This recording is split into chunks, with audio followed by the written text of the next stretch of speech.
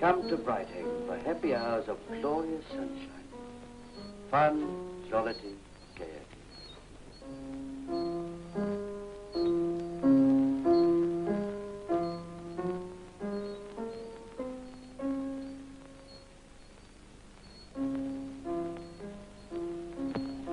You know, you'd think they had the foresight to oil that sign for the summer season.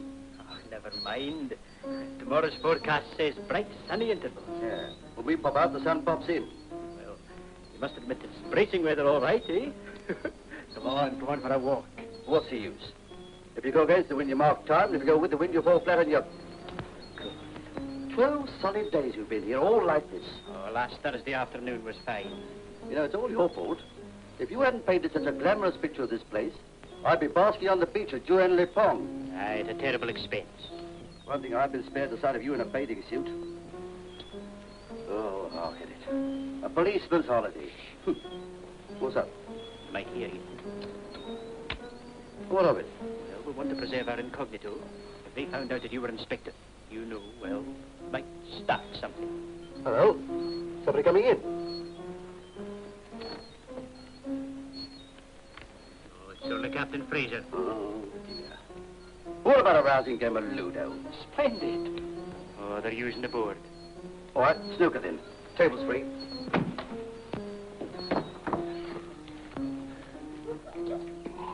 Hello, everybody. Hello. Gosh, what a wind. Marvellous. Come along, old boy. There we are. Now then, Frida, how about my little tot of rum, eh? And no water. Oh, you know my habits, don't you, dear? Oh, Cap. I say there's dickens of a fag in here. I think I'll open the window if nobody minds. You'll do nothing of the sort, Captain Fraser. We're not all robust seafaring persons. Sorry, no offence, I'm sure. A little breeze never harmed anybody, you know. What are we having on it? Well, if you give me 4 blacks, I'll consider a halfpenny a point. Well, don't you let your spirit of adventure run away with you, will you? I can't understand how you fellas stop indoors on a wonderful day like this. Here's your rum, Captain. Ah, thank you, my pet. Well, down the hatch. Cheerio. All right. Yes. I've been standing at the end of the pier getting some of this wind in my teeth. Cigarette? No, thank you.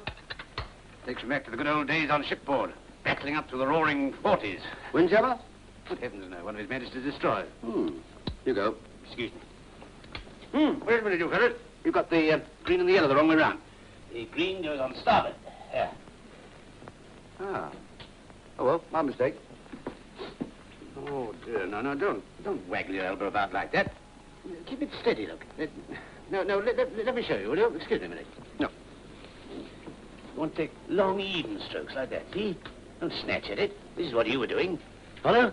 I see. I say, you chaps, what about making a threesome of this, eh? Much more fun, really. If you like. Well, 5 bob a corner, what do you say? Oh, here. Snooker's not exactly my game. Oh, come. I've heard that story before. Now then. Go on, Bingham.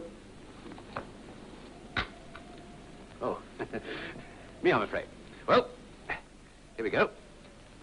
Excuse me.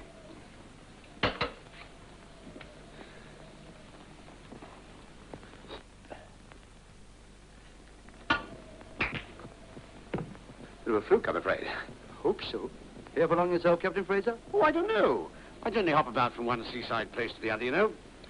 I'll take the blue. A sailor home from the sea, as the poet has it. He's seldom happy if he's not in sight of the bride, eh?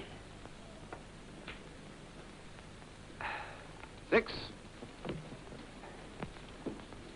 You two fellas down here together, eh? Mm-hmm. 7. I think I can take the pink. 13.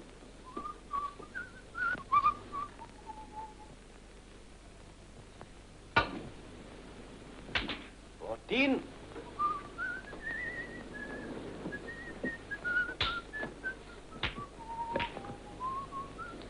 18.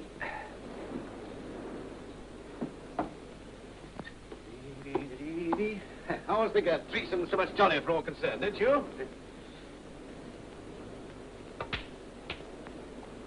19. And now I think the black. Captain Fraser? Yes, my dear? There's a call for you from Dormant. Says it's urgent. A gentleman by the name of Mr. Bradfield. Bradfield? Yes, he's held in the line. Oh, I'm sorry, you fellas. I'm afraid I've got to leave you. Carry on, will you? About time, too. What do you make of the captain?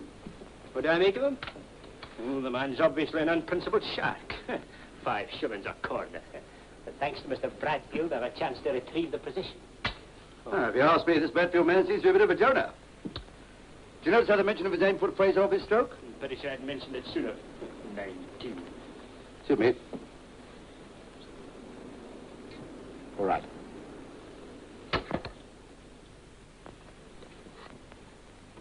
Oh, Peter, get my coat, will you?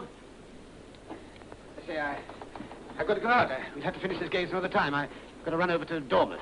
Oh, this evening? Yes. Matter of fact, there's an old friend of mine who's been taken ill rather suddenly. Hope it's not serious. Well, it doesn't sound too good. It's my old commander. Oh, he's a fine chap. Invalided out after the Zeebrugge show. I've driven over to see him once, twice.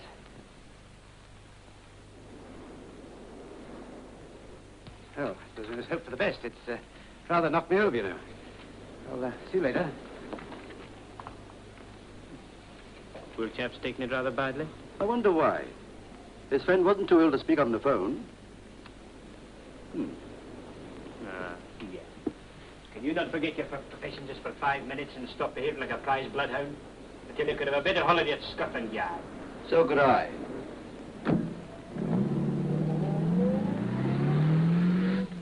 A retired naval officer driving off to visit his old commander. Oh, how very sinister. Why don't you arrest him? Yeah, I thought you hadn't noticed anything. Well, I noticed he had the good sense to be enjoying his holiday. Do you remember when he changed the yellow for the green? I'm just not interested. Now, I'm the sort of bloke who's seasick when he looks at the Serpentine.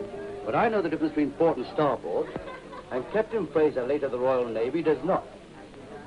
Oh, dinner.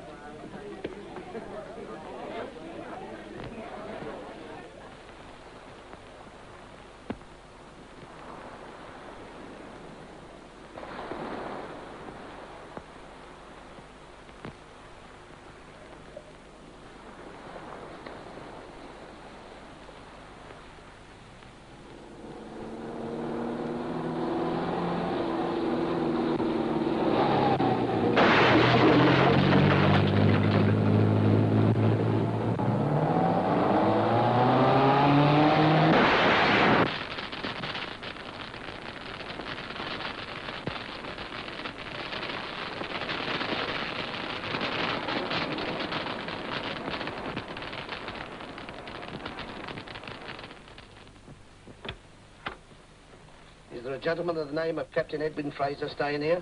That's right. And he's gone to Dormouth. He'll be back late tonight. I'm afraid he won't. We just found his body at the bottom of Blackham Cliff. Captain Fraser? You mean he's... Now, there are no hysterics. Keep your head. Oh! Captain Fraser's body's been found dead at the bottom of Blackwell Cliff. It's true, he's dead. There's a police Now, no need to get excited. This is true. It is. Nasty accident. Went clean over the cliff in his car. Oh, yeah, and he always said he wanted to die at sea. He nearly did, but the tide was out. I think I'm going to faint. Oh, no. Rita, smelling salts. Any connection of Captain Fraser present? No, he was staying alone. Then I must ask one of you people to come along with me and identify the body. Oh, no. It won't be a pleasant job. Poor fellow. Oh, well, it's no business of ours. You must have known him. Oh, no, I couldn't. Really, I couldn't. It's got to be somebody. Now, who spoke to him last? Those 2 gentlemen. That's right. Those 2 gentlemen were playing billiards with him. Deny everything. Is what this young lady says correct? Beg your pardon? That's quite correct, Sergeant. Ah. Are you 2 gentlemen willing to identify the body? Well, if you want us to. Then I must ask you to come with me to the station. I'll get you that some coat. Much as I dislike it, Officer Sergeant, I think I should tell you Captain Fraser consumed a large rum before leaving. Thank you, madam. We shall probably call on you later. Ready, you 2? Come on. Well, I might as well tell you, it won't be a pretty sight. Ever seen a corpse before? 1 or 2? He's seen dozens, so have I. Undertakers, eh? That's right, undertakers. Well, play your cards right and you might get the job. Splendid. Hear that, Bingham? Uh-huh. He must have shot clean past the loop-way turn and through the barrier. I suppose he couldn't stop, sir, or lost his head. Yes. Tricky place just there, isn't it? Bit. The cliff road's been closed for a month now, sir. We've had no complaints reported. Very well. That's all now. Bring in that young couple. Very good, sir. Are they satisfied? Yes, it's Captain Fraser, all right. What the fire left of him. Same height, build, shape of head, anchor tatted on back of left hand. Couldn't answer for face in view of absence of same.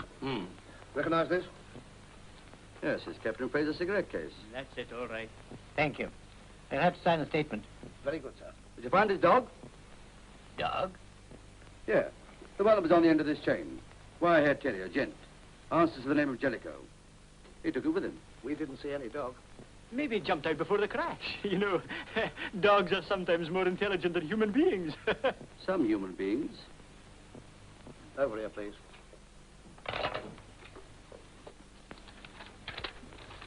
Formal statement of identification. Please read carefully and sign below. Add in private and business address, if any, telephone number, if any, and occupation, if any.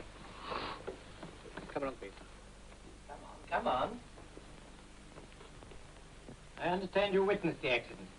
He did. That's right. Very well. What happened? Alfred took me for a ride up to Blackcomb Cliff, didn't you, Alfred? And you saw it from your car. No. We're courting, and, What's that got to do with it? well, it's only a baby horse, Tim. Where were you then? In the pine woods. I do hope our names won't come out. Alfred's family wouldn't like it at all. Would you be good enough to tell me what took place? You mean? Oh, about the accident. Naturally. Oh, well, about 8:30 we heard a sort of smashing noise from the cliff road, and Alfred looked round and saw that the dead gentleman's car had just broken through the barrier, didn't you, Alfred? That's right, yes. Went straight on and slapped over the edge of the cliff. You didn't notice a dog in the car, I suppose? I couldn't see. Alfred was in the way. How fast was the car going? 60 or 70, I suppose. Oh, no, about 30. 30? At the outside. Now, I call that highly significant. Ask them if they saw anyone else in the neighborhood.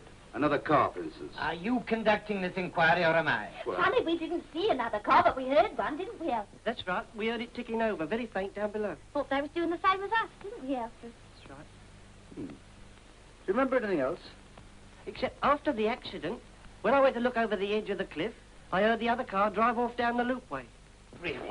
Oh, I'm awfully sorry. Have these persons signed their statement? Well, I haven't actually signed my note. Can we go now?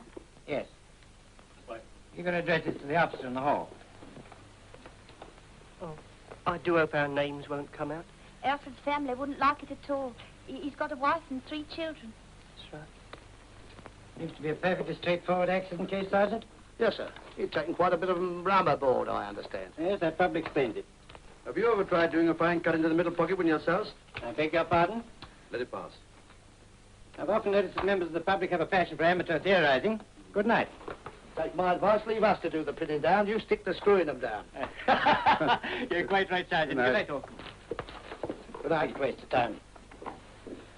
Hornleigh, James, Detective Inspector, Metropolitan Police, Eh? New Scotland Yard. Hi! Hi! Inspector! Ah, I thought so. You're Inspector Hornleigh? That's right, sir. Oh, I've often heard of you, of course. I must apologize. Why didn't you tell me? Well, as a matter of fact, sir, we're traveling incognito. We're on holiday. You mean we're where on a holiday? Oh, this is Sergeant Bingham.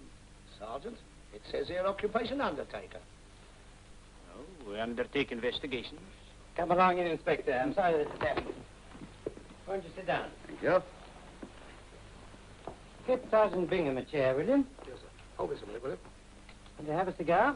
Oh, thank you very much. I take it that you're not satisfied about this accident, Inspector. Well, I'm satisfied it wasn't an accident. Why? Why didn't he break? He was only doing 30. Suicide. Oh, so that's it. Oh, why don't you study psychology, Inspector? Here we have a fine, hearty young naval officer rushing off to the bedside of his old commander. Now, why should he suddenly decide to commit suicide, eh? It was an accident. He was not a naval officer. He was not hurrying. His old commander does not exist. It wasn't suicide and it wasn't an accident.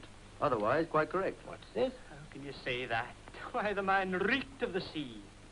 I'll eat this cigar if he ever taught the decks of anything more than a penny steamer. Why, I didn't even know the difference between port and starboard. Sounds like a confidence man. Now, what do we know? Firstly, he receives a highly upsetting phone call, from a Mr. Bradfield of Dormont. I'll lay 10 to 1 his name isn't in the directory. Check that, Sergeant. Bradfield, Dormont. Yes, sir. He then leaves in his car with the dog on a lead. We know there's another car waiting at Blackham Cliff. A bit later, Fraser's car goes over the edge, whereupon the other car drives off. Right? Correct.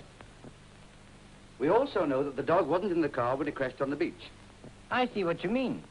Fraser let the dog off the lead.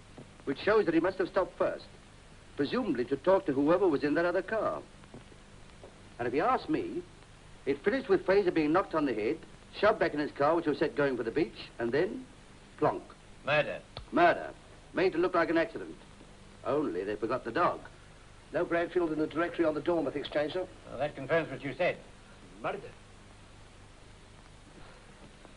So, well, now that we've put you in the right line, sir, we'll resume our holiday. Coming, Inspector. Pity you can't go through with this, you know. Oh, quite impossible, sir. I mean, quite apart from being on holiday, the superintendent would never hear of it. Would he?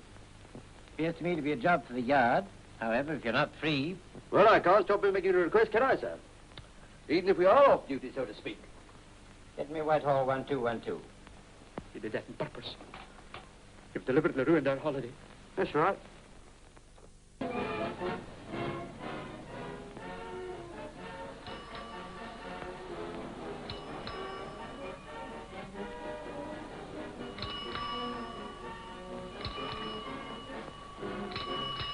Hey, Wolsey, 3 chalk ices.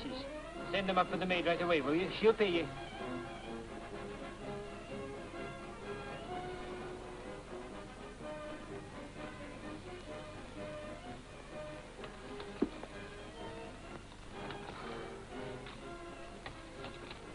Gosh, it's going to be the hottest day of the year.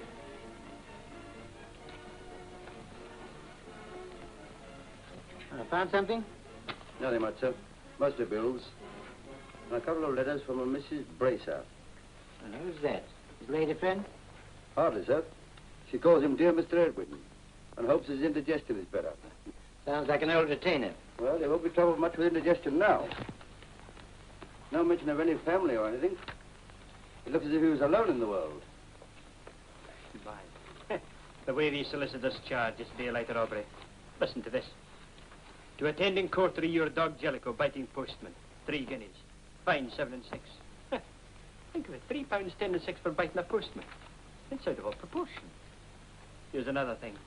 To drawing up will in accordance with instructions, 5 guineas. 5 guineas? I made my will myself. There's nothing in it. Then why make it? Here, let me have a look at that. Messrs. Strachey and Sons. Strachey. Solicitor, Strand. Looks as if he expected something to happen, making a will. Yeah, but this will was made 2 years ago. Well, that doesn't get us very far, does it? No, I'm afraid not. Your ices, sir. Thanks. Go on. Chalk ice, Chief. No, thank you. Eh? No, thank you. Go on, put him down. Chalk ices at a time like this. Talk about fiddling while Rome's burning. Go on, Mitt. Wish we could get a line on Bradfield, whoever he might be. Well, if he's got any sense, he'll have hopped out the district by now. Hello, here's something. Fraser paid the Worldwide Insurance Company £754 premium on February the 2nd. But if that's a life insurance policy... They might make him a subject for murder. How do you make that out? Well, if you were insured for a fat sum and left it to me, I wouldn't mind turning over the proposition myself. By George. There's motive enough there for anybody. Yes. What do you propose to do, Inspector? Sit tight and let the coroner return an open verdict. We don't want to scare off the beneficiaries. I'd like to be present at the reading of that will.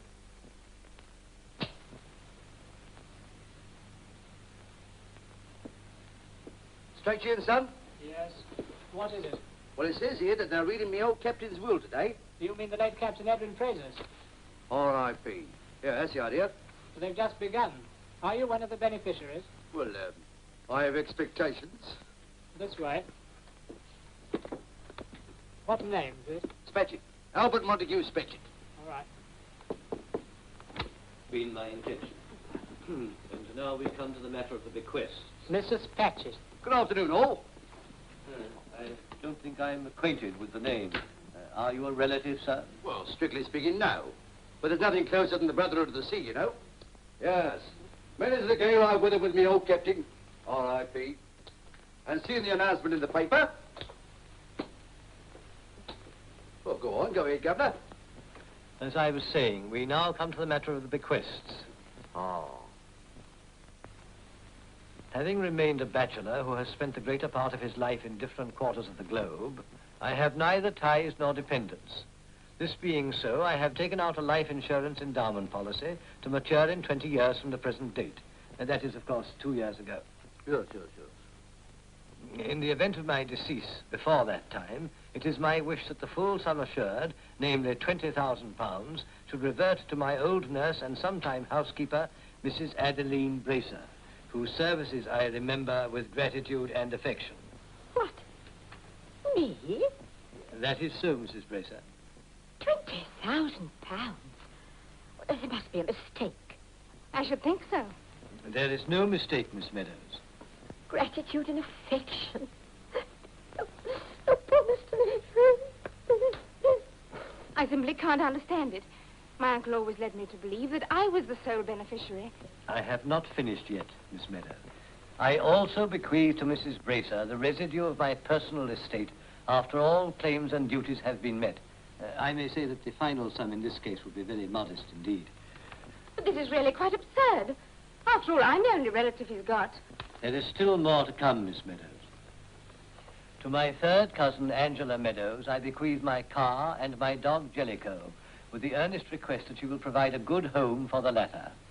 Really, this is too humiliating for words. Well, go on, Governor, go on. That is all. What? Do you mean to say I'm not mentioned? I do. But the captain swore on his sacred oath that he wouldn't forget me when he was called up aloft. I'm sorry, Mr. Spatchett, but there it is. What do you think of that? Served him like a dog, I did. Looked after him like a blinky wet nurse. Here, what about his telescope and compasses? The captain mentioned most particularly they was to come to me. I have no knowledge of the matter. Oh, you haven't, have you? Come on, now, what have you done with them? Given them to your little boy, I suppose. I am unmarried. You'd better be careful what you say. Served him like a dog. And what do I get for it? Nothing. Not a sausage. There's gratitude for you. The proceedings are closed. Will you show Miss Meadows and Mr. Spatchett the way out, please, Tompkins? I do not intend to let the matter rest here, Mr. Strachey. I shall see my solicitors at once and have the will contested. And so shall I.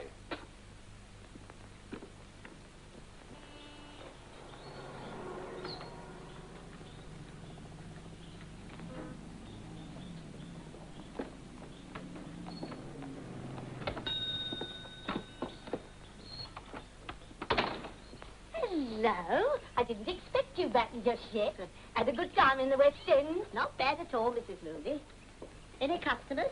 Half a dozen, I should think. There's been quite a run on the Aunt's eggs. It's all down in the book, and the money's in the drawer.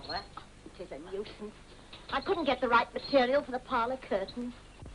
I suppose you couldn't manage to come and keep shop again tomorrow morning for a bit while I have another look round? Of course I will.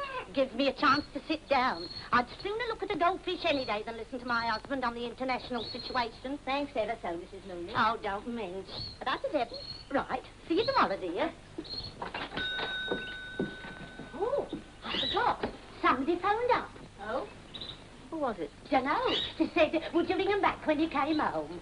The number's on the desk next to the Prussian car. Bye-bye.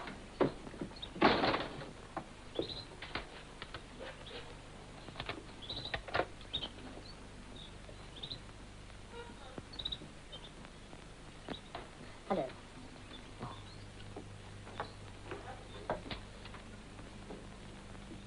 Hello, is that you,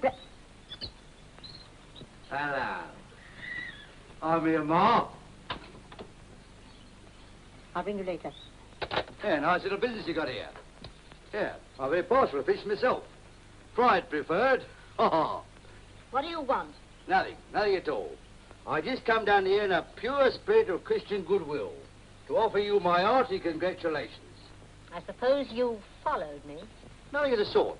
I looked you up in the telephone book. Why? Why? Because any friend of the captain's a friend of mine, in spite of the heart-rending way he treated me. If you come here to catch, I warn you, you won't get a cent. Now, look here, Ma. If the thought of money ever entered my head, may I be struck down this very second. Mind you, you're quite right to be careful. Do you sell goldfish, madam? What do these are, carrots? Huh? I want a bowl of little uns for my nipper's birthday. You know, a small bowl. We make up a nice one for 3 and 6. I advise you to go before I send for Mr. Strachey. You come this way, sir. Thank you. I'll show you. Too expensive. No, you're not.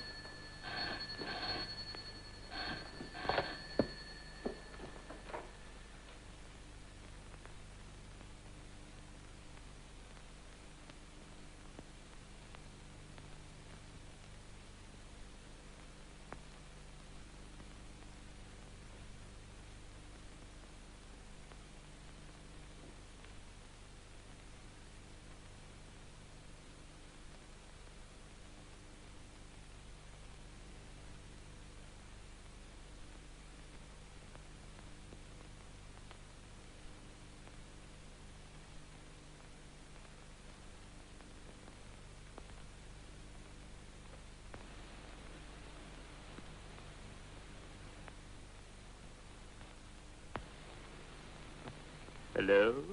Is that Cromwell 3215? Yes? Who's that speaking? This is the butler. What is it? Supposing I were to tell you that Mr. Bradfield gave me this number to telephone. Mr. Bradfield? Mean anything to you? It certainly does.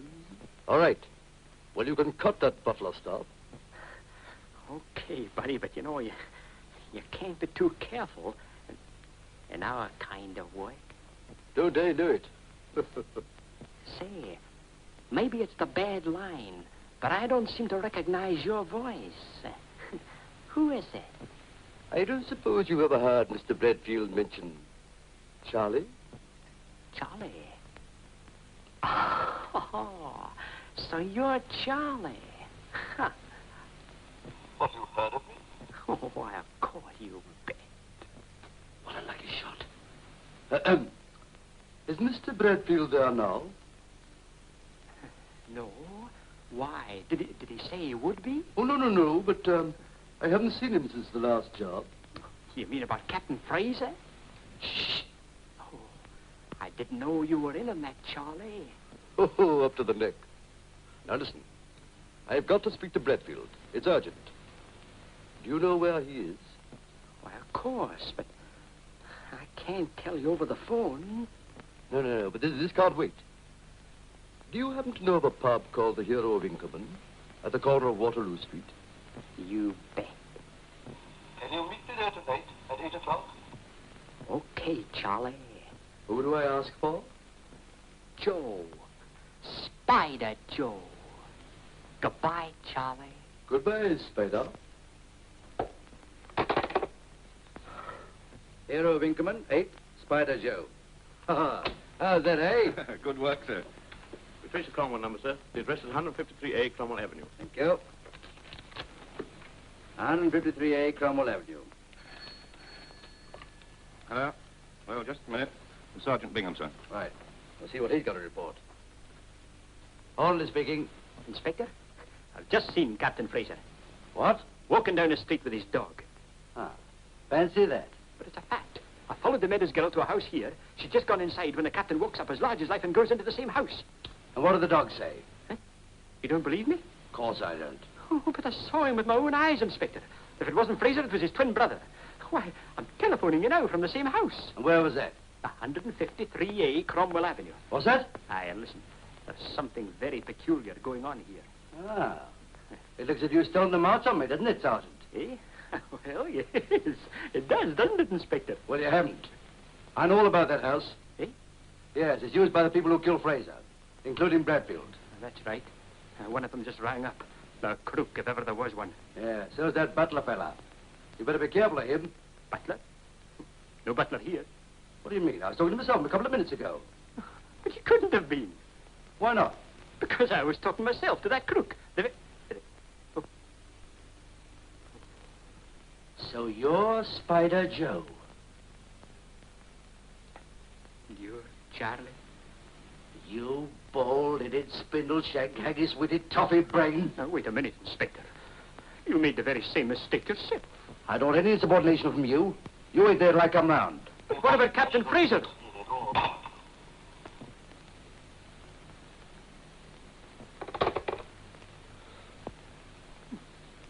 Disbelieving hound. What do you think I am? An idiot? Well, I know what I saw, don't I? Never mind, but tell him what I think of him. Mustn't lose my temper. I know. Casual and nonchalant. You don't believe me, Inspector?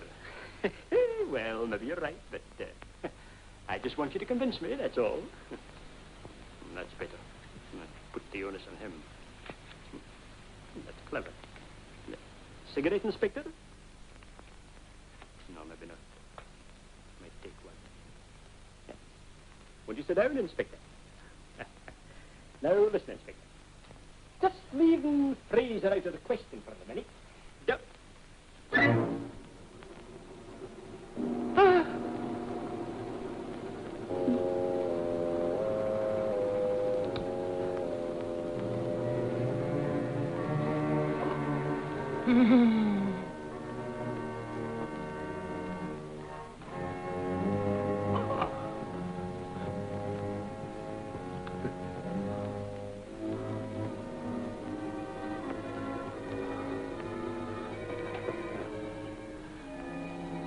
Chelsea Bridge.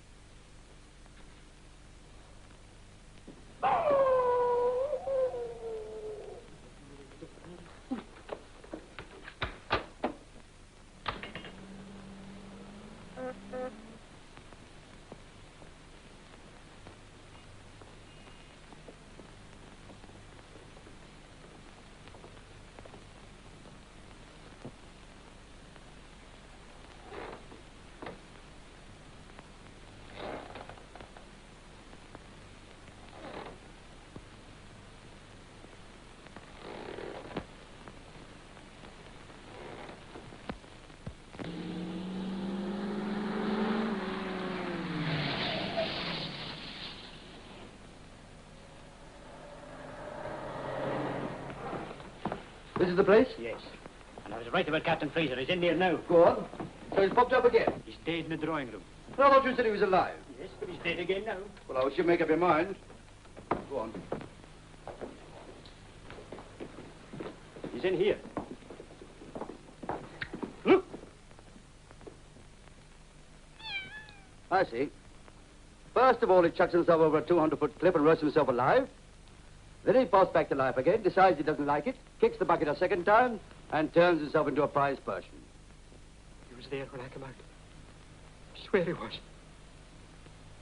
He spoke to me. But just now he was dead. Yes. He spoke, and then he died. What did he say? Chelsea Bridge. Chelsea Bridge. Chelsea Bridge. But it's true. I can prove it. There's something he tried to give me. I've got it here.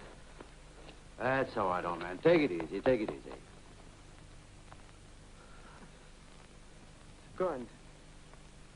Lost it. All right. We'll find it. Oh, but I tell you, got up, said Chelsea Bridge and fell flat. Well, of course he did. Nothing unnatural in that, is there? Nothing at all, sir. No, just what we'd say.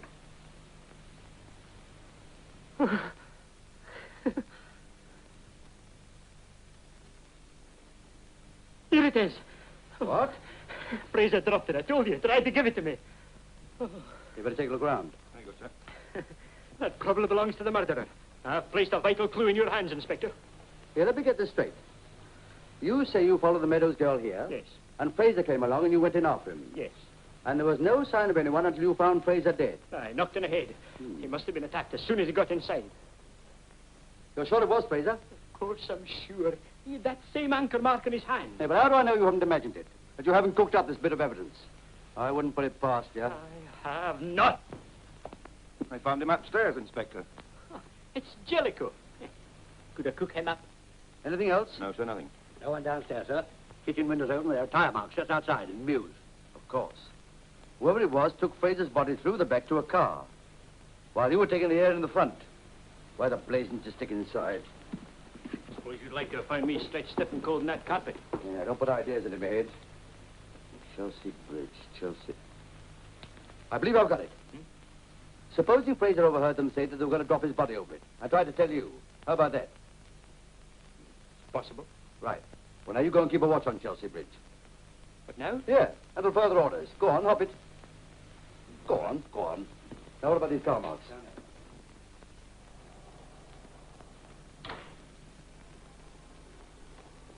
Chelsea Bridge. You went over Blackham Cliff. Who the dickens was it? Somebody else, sir. What we used to call a school X, the unknown quantity. Fraser's friends wait for him on the cliff road with a body of X. Fraser changes his clothes with it. They spray the car with petrol, put X in it, and send it over the cliff. And Fraser rides off with his friends and Jellicoe. Fraser was insured for £20,000, and his relatives couldn't collect unless they got a body to show for it. Gosh. Yeah, we're onto the nastiest and the neatest case of murder I've ever struck. Yes, I Hop it, Jellicoe. suppose I can take it that Fraser really is dead now. Oh, I think so, sir. I will help you to lie down this time. But if he was a member of the gang, why should they have killed him? Oh, I suppose... Oh, to double-cross his boss, Bradfield, whoever he is. Wait a minute. Supposing Miss Meadows is Bradfield. Couldn't be, sir. She couldn't have shifted Fraser's body alone. And don't forget Mrs. Bracer was given that Cromwell number to phone, presumably to talk to the boss. Hello? Oh, good. Bring him up. It's a chap from the Institute of Heraldry, sir. I asked him to check up on that signet ring place I've got. Mr. Griggle, sir. Good afternoon, gentlemen. Good afternoon. Come in, Mr. Griggle. Inspector Hornleigh, I presume? That's right. Now I'll bring you a chair. Oh, thank you. There we are.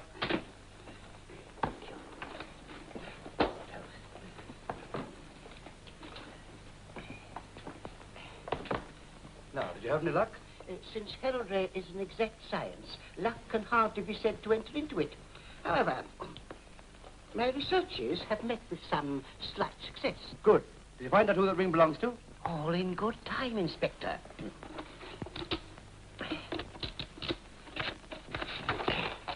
I have here a coloured plate of the coat of arms you will have observed on this ring. In simple, non-technical language, it consists of quarterly, first argent, 3 stags proper, tripping. Quite. Second, gules, a portcullis. Overall, a baton sinister, argent, often erroneously referred to as a bar sinister, denoting an illegitimate descent. You follow, of course. Yeah. The wrong side of the blanket.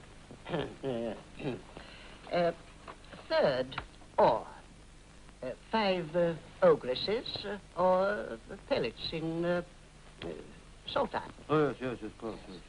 On investigation, I found that the arms are those of the Stone-Wallace family. Good. Where can I get them? All in good time, Inspector.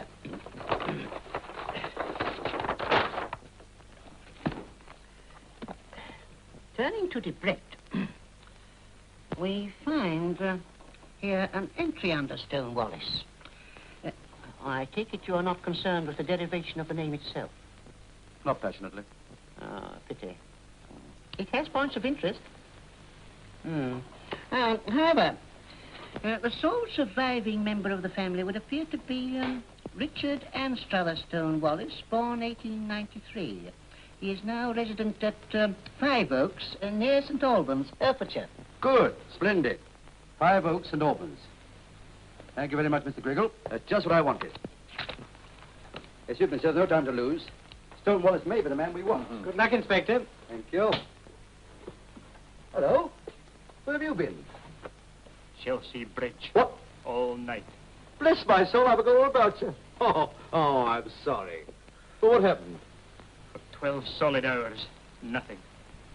Then an old lady gave me a penny. So disgusted I'd half a mind to throw it over the bridge. Well, can I go home now and have my pneumonia in peace? Yes, when we get back from St. Albans. St. Albans? I haven't had a wink of sleep. Well, I'm sorry about that. Nevertheless, we're going to catch an omnibus, Bert, after a Bradfield rampant and no stopping at any bar sinisters. Come on.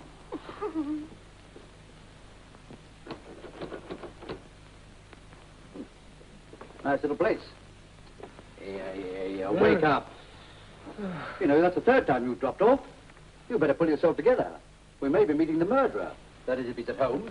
Hello? £2, babe, £2. Any pounds on £2? All, going. How can I help you, sir? Well, I wanted to speak to Mr. Stone-Wallace on a matter of business. Did you heard, sir? What? Mr. Stone-Wallace died 3 weeks ago. Died? Yes, sir. Can I do anything? I was his butler. No, I'm afraid not. But when was the funeral? 16th, sir. What, here? Down in the village, at the parish church. Ah. Oh, by the way, you're an ex-serviceman, aren't you? Yes, sir. Marines. I was Mr. Stone-Wallace's servant when he was in the Navy. Thank you very much.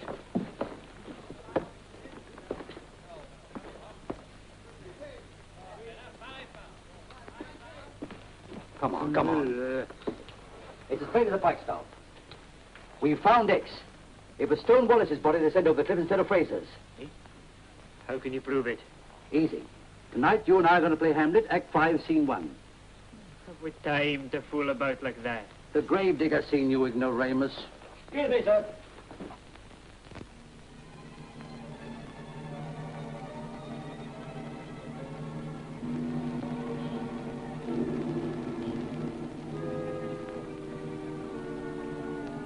crowbar. You take the torch.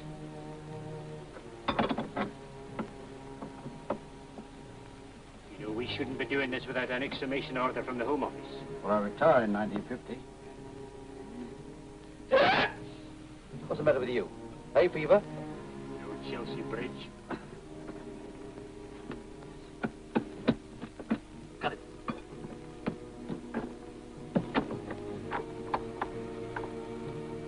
All clear?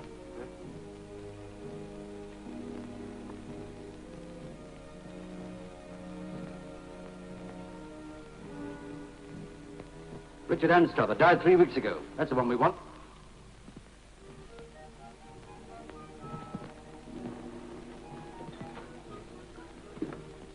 This might be it. Richard Anstruther, Stone Wallace. That's our boy. Come on, lights.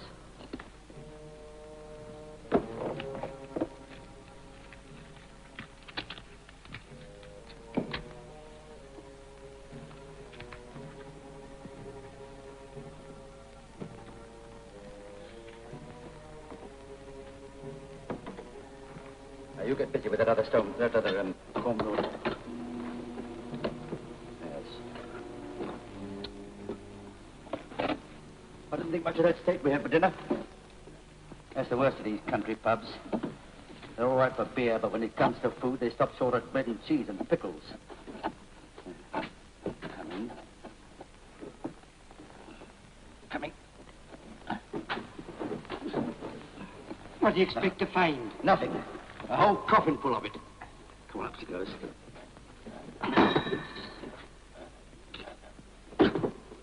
Bless my soul. Captain Fraser! He's popped up again.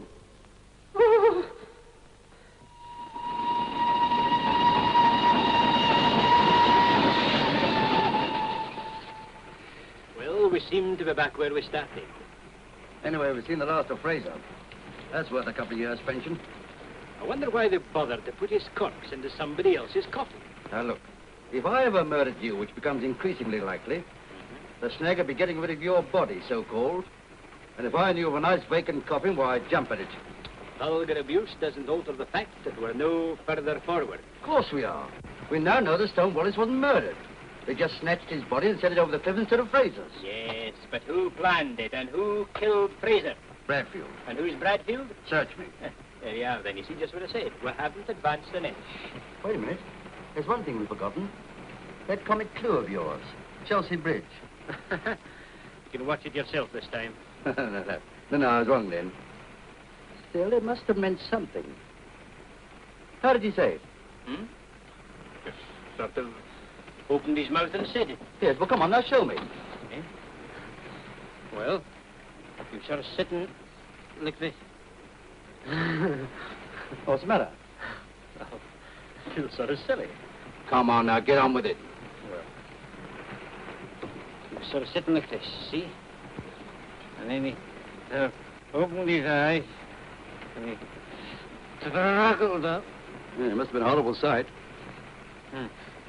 And he moved.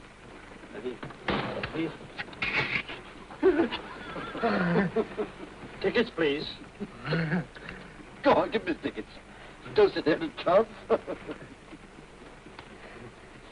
Thank you. Let's have the second house. He might come back. Come on, don't be coy. Come on. Well, he struggled up the way I showed you. And then he sort of pointed at me and said, Chelsea Bridge and dead. And what? That's all. But did he say Chelsea Bridge and? Did I say and? Yes. Then he must have said and. But he didn't finish it. He must have died before he could get it out. It might have been and anything. And all stations south. And the same to you.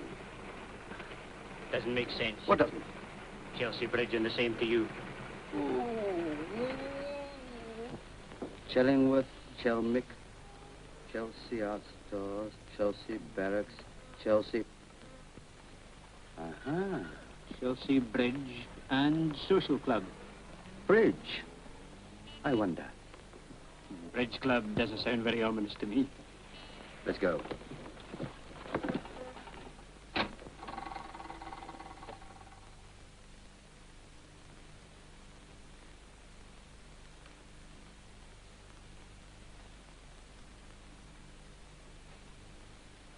The bridge club's under here.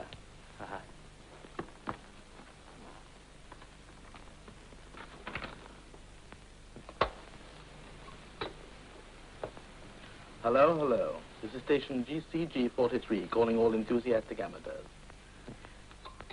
Station CG43 now testing. I'm going to put on a few gramophone records. Just one of these daft wireless amateurs.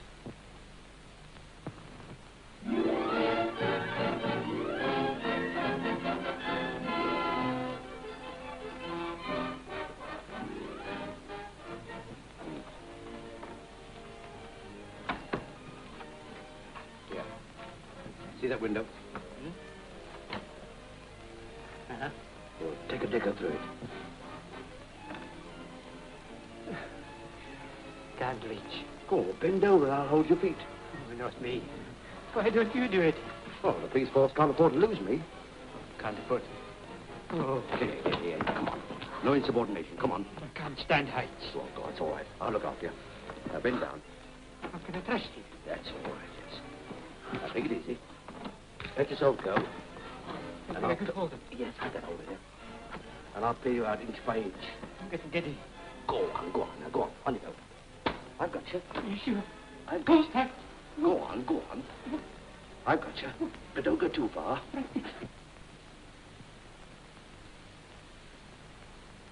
Can you see anything? It's a bridge club, all right. There are folk playing cards. Now let me up, for pity's sake. Anyone we know? There's that wireless chap.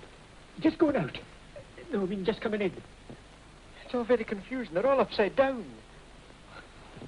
Oh! What's up? I've dropped you and sevenpence halfpenny. Well, never mind, you can charge it the expenses sheet. What's happening now?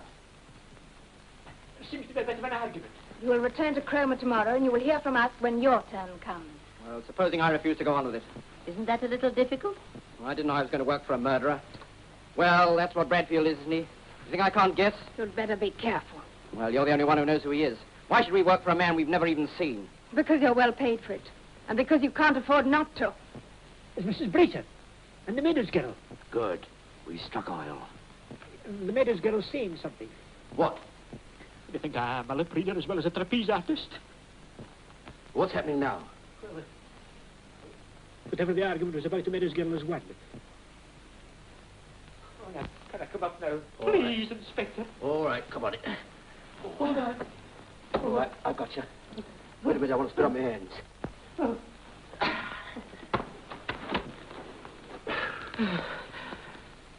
Never do that again. I'd hand in my resignation if I didn't know you'd jump at it. That's right. Flirting with death. Yes. It looks as if Fraser was only one cog in a very big wheel. Well, there's only one thing to do. Raid the place. What we want is Bradfield. 2 and 7 Here, hop down to the police box and phone that through to the super. It's urgent. Go on, I'll back up. I'll meet you around the corner in a couple of minutes. You might send this through to the boss when he comes on. Right.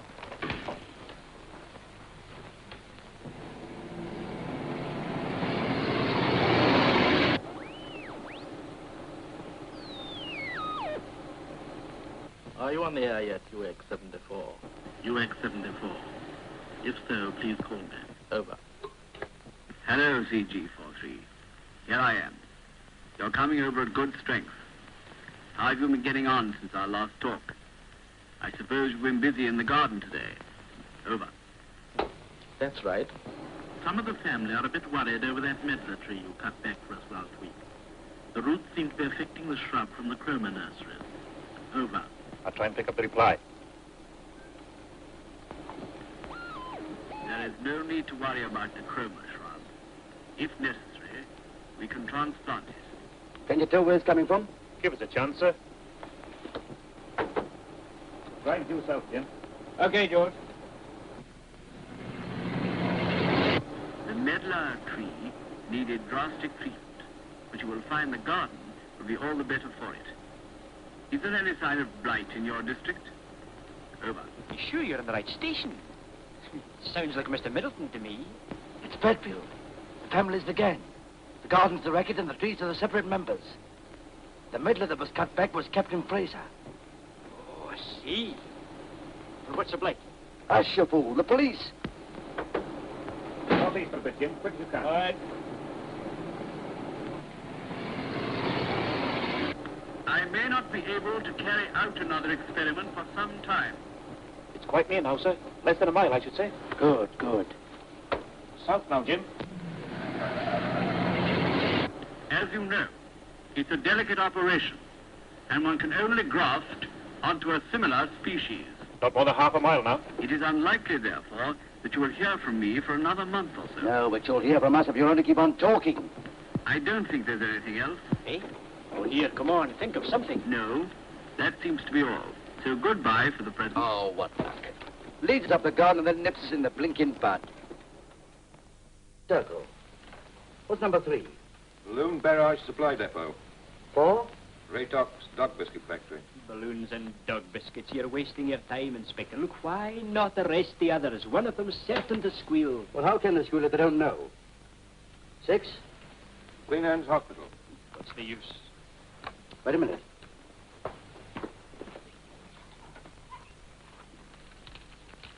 Who are you going to call?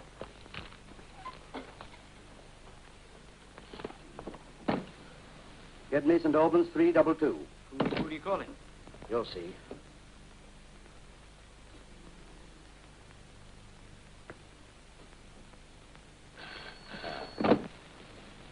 Hello? Is that the late Mr. Stonewallis's butler? This is Inspector Hornleigh, Metropolitan Police, and I'm making certain inquiries. I understand that Mr. Stonewallis had a long illness. Did he die at home? Ah, thank you very much. That'll do.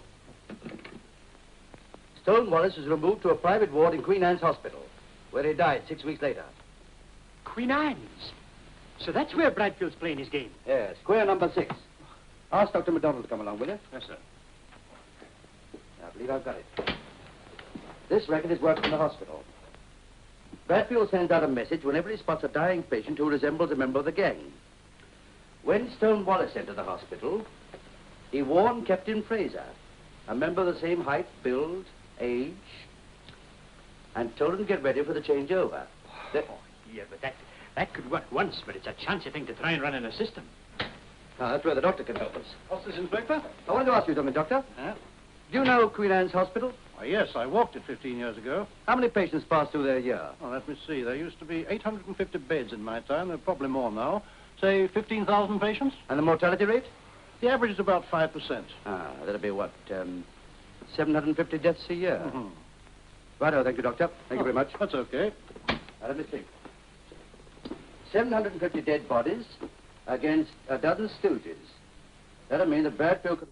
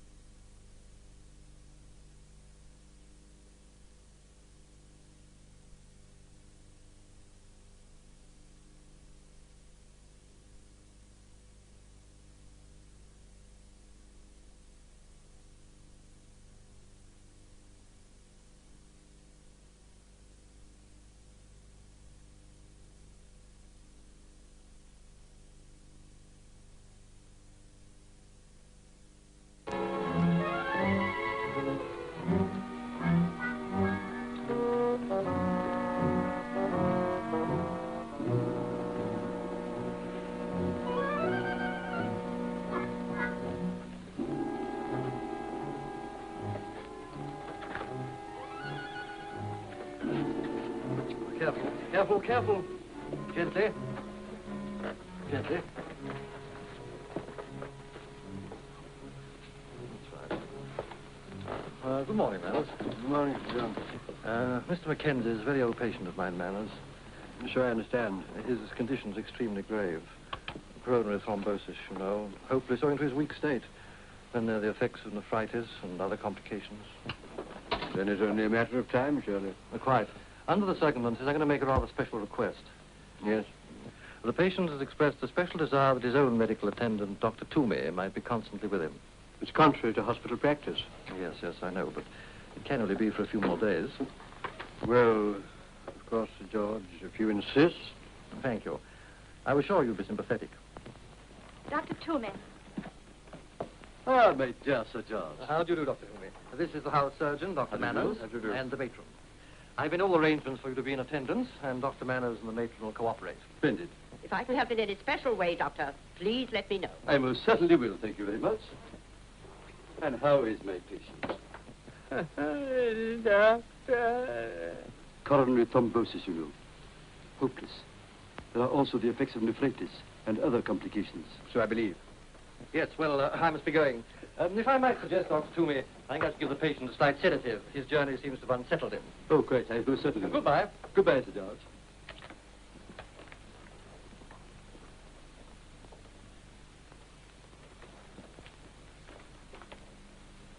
Yes. And how is Mr. Mackenzie? No. Mustn't talk. Mustn't talk. No. I beg your pardon.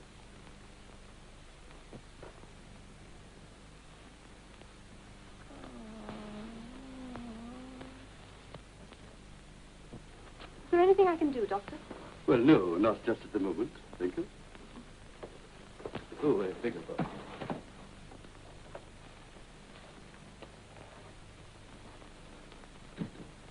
Nice little piece. Yes, I know, but how long am I likely to be here? Oh, only a few more hours, I hope.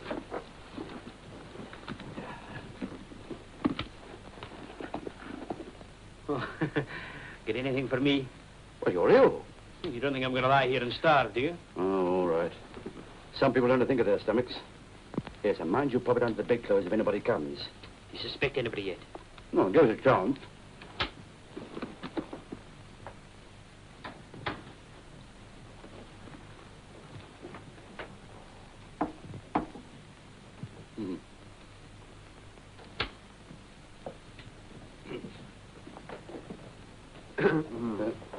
Doctor. Shh.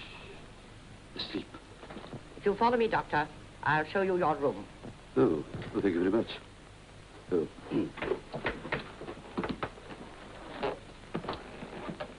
Coronary thrombosis, you know. Hopeless. There are also the effects of nephritis.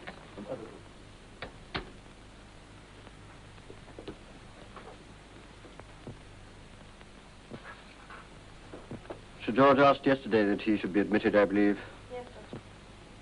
Poor fellow. I'm afraid he'll never leave here alive.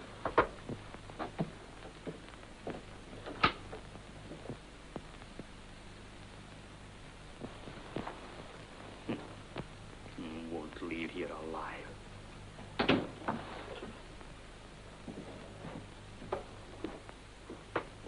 Oi! Come here. Yes, I don't like the look of that doctor. All right, Dr. Manners? Why? He asked for my card. He took a look at my name and address and said I wouldn't leave here alive. Yes, he doesn't seem to be bursting with goodwill, does he? Here, you better lie down. I've just rung for the nurse. Think he's Bradfield? I don't know. But if he is, he'll radio the bridge club tonight, telling him he's got his eye on the right kind of bald-headed corpse. And that's what we're waiting for.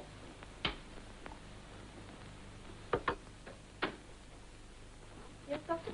Oh, is Dr. Manners still about? He's just starting his round of the hospital. Shall I tell him you want him? No. But what time does he finish his rounds? Not till 11 o'clock. 11 o'clock? Oh, I wonder if you'd mind drawing the curtains.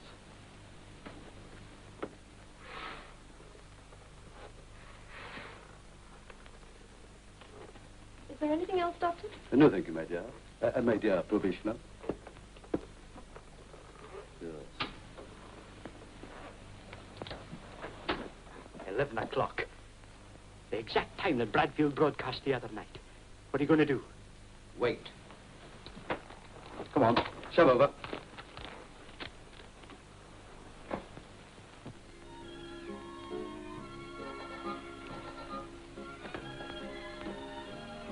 Can I have the sporting page? No, you can't.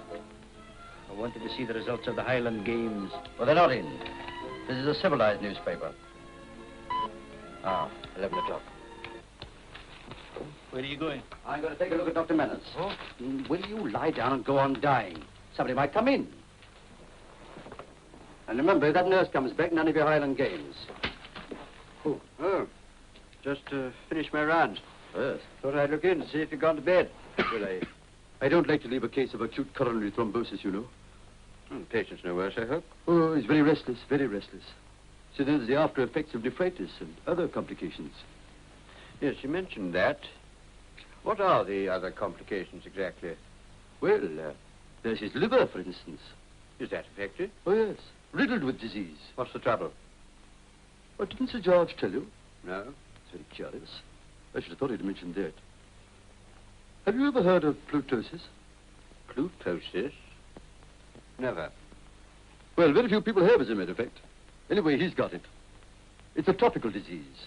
Baffled the medical profession of the tropics for years. Tropics? Yes, that's where he picked it. I contracted it, I mean.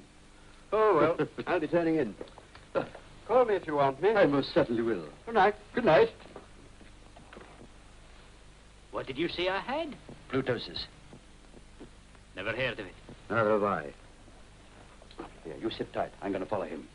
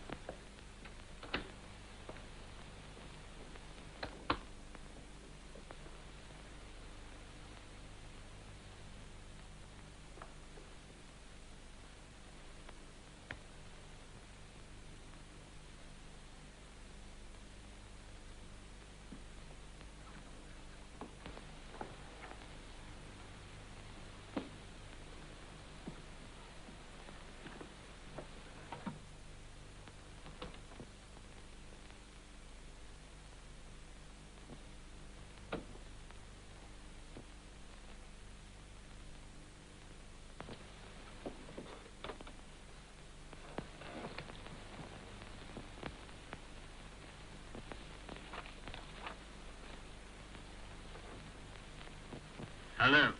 Hello. UX74 calling CG43. I have some good news for you and the family about the garden. I think I can now lay my hands on a suitable species, so we can go ahead within the next few days on another grafting experiment. I suggest we might try it on that tree of yours, which has not borne fruit for 4 years. You know the one I mean. That's all for the present. Good night. Good night. That's clear enough.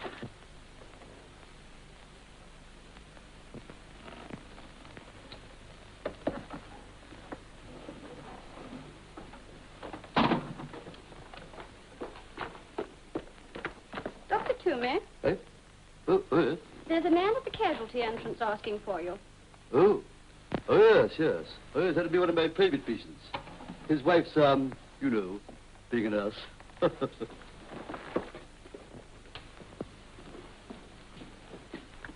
Well, my man.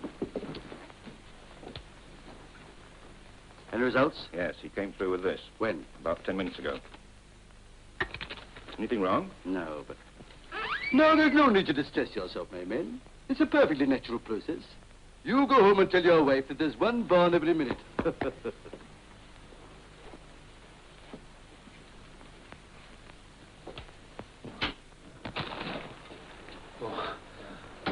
Well, what happened? Oh, he just sat down and read a book. We made a mistake. He's not Bradfield. Sure. Yeah. I just heard from Alf. At the very moment I was watching Manners, Bradfield was on the air, giving another gardening talk, reporting your arrival. That's bad. No, we're getting on, but we got to take it a stage further, that's all. What do you mean a stage further? Well, you'll have to go the whole hog and die. Die? I'll do nothing of the sort. But can't you see it's necessary? When you kick the bucket, Bradfield will broadcast the news. And then if we keep an eye on everybody that knows that you snuffed him, well, we're bound to nab him. Won't do it. I'm going home, and with a clear conscience, mark you. Dying doesn't come under my police oath. Where's my trousers? You're going west. You've got colonial thrombosis, tropical flutosis, and arterial complications in the bypass. And you're going west. I won't do it. Now listen to me for the last time. You're going to die and like it.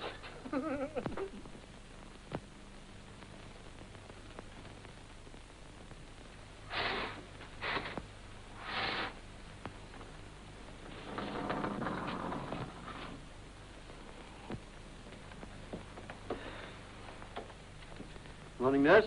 Morning, Doctor. Dr. Toomey about yet? I haven't seen him yet. Thank you.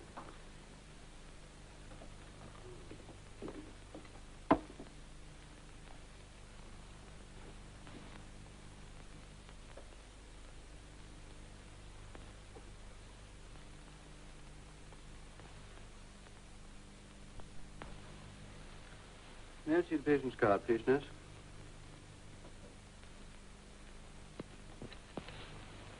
$108? Who recorded this? Dr. Toomey. It's fantastic. Temperature of 108. It's a medical impossibility. Either this is the most extraordinary case that ever entered this hospital, or Dr. Toomey is... Oh, well, never mind. It's a curious thing, nurse. I know Dr. Toomey's face, but I can't place it. Is he familiar to you? Very.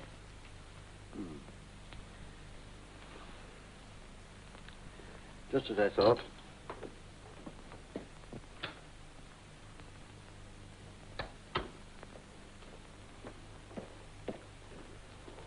I want to work with you, Toomey. And I regret to say with you too, Sir George. Why, what's the trouble, man? Dr. Toomey here has recorded the patient's temperature as 108. Well? 108, man. Don't you realize how high that is? Well, I told you it was a tropical disease. Do you seriously tell me that his temperature was 108? More or less. More or less? More or less? Is this a hospital or a madhouse? I've just examined the patient. What's that? His temperature, pulse, breathing are all absolutely normal. He's as fit as you or I. Well, I'm sorry to have to include you in such an accusation, Sir George. But in my opinion, this is the worst case of medical fraud that has ever been perpetrated on an innocent patient. I'll go even further. Such conduct is not medicine, it's murder. You've hit the nail on the head, Doctor. Eh? It's murder, all right. He knows too much, Sir George. I better tear off the whiskers. This is Inspector Hornleigh of Scotland Yard. Hornleigh?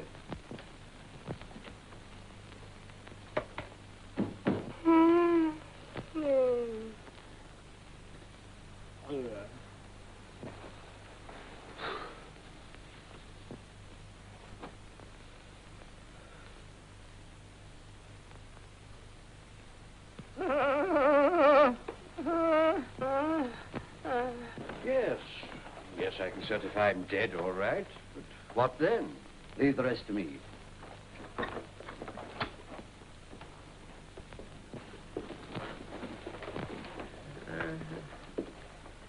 Oh, his pulse is failing. I'm afraid he won't last out the day. I'd better phone the relatives.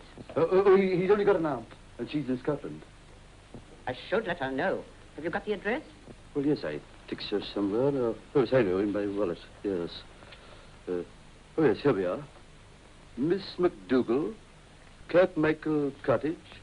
What's it? I can't remember. Oh, yes, Port William. She's not on the phone. I think you'd better wire. Very well.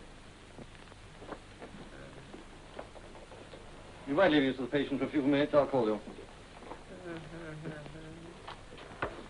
Would you stop blinking like a blinking goat? It's all right. He's in on it. Oh, what happened? Well, he rumbled. It's all your fault telling me you had a sister with flu and a temperature of 110. Does that mean I don't have to die? It does not. You die tonight at 5 minutes to 11 precisely. What's the procedure, Doctor? Well, I shall certify death in the usual way.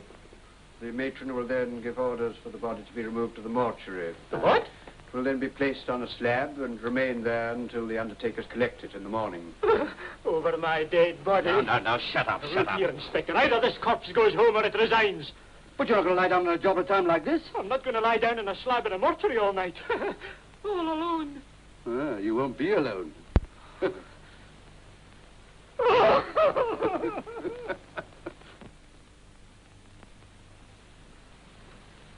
Poor fellow. He died as he lived, an officer and a gentleman. I'll give instructions for the body to be removed to the mortuary.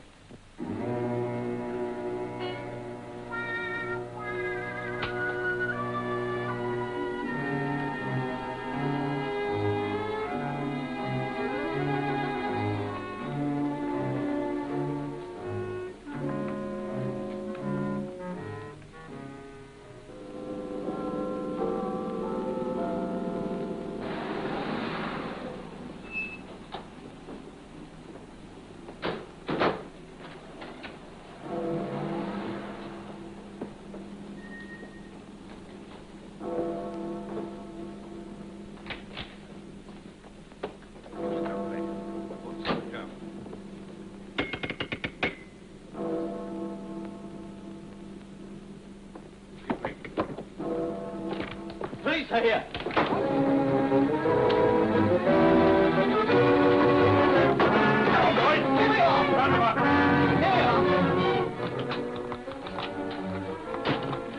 The police are downstairs. Is the chief on yet? Not yet. We'll try and get through to him. Me? No fear, I'm off.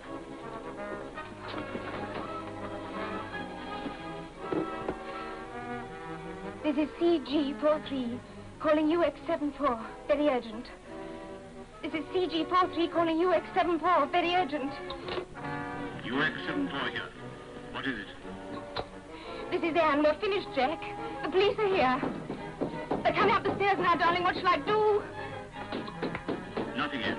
Keep quiet and say nothing. Tell the others to do the same. They haven't a shred of evidence. If you keep your nerve and leave the rest to me, everything will be all right, Anne. Good luck, my darling. Hello? This is Dartmoor calling the radio lever. We've got your number and In case you're thinking of trying any funny business, I've been told to warn you that half the Metropolitan Police are around Queen Anne's Hospital. We've got him. Get the key. You've been very clever. Unfortunately, I visited the Old Bailey before, and I disliked the procedure. There's a balcony outside this room with 100 feet drop. Go on, break the door now. Go on, go. Call out. On the balcony.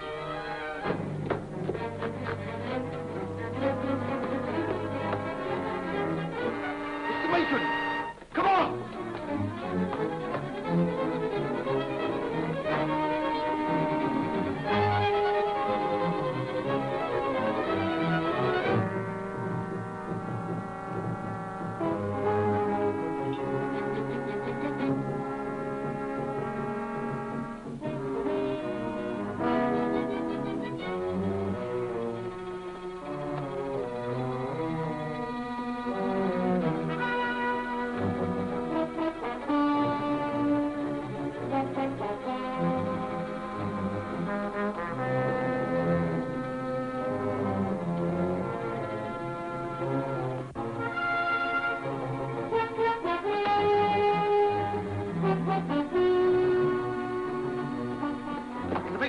What's the other side? Right there. You look through these rooms.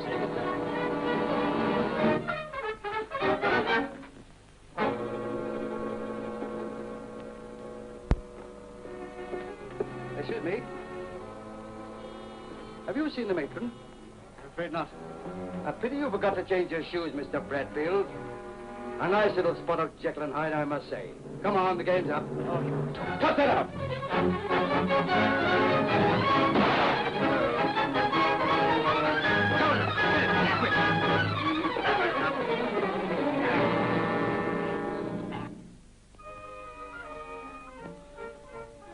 Come on, hand over. No, Inspector. Always thinking of your stomach. Come on, hand over. Do you know, you shouldn't be surprised if you had a touch of nephritis and other complications. Would you like me to take your temperature? I'd like you to sling your hook. With the greatest of pleasure. Oh. I'll leave Nurse Grimshaw to keep you company. Hey, I'm taking my little nurse to the pictures. Goodbye, Inspector. Want another dose of that? Yes, come along. Drink it up. Oh.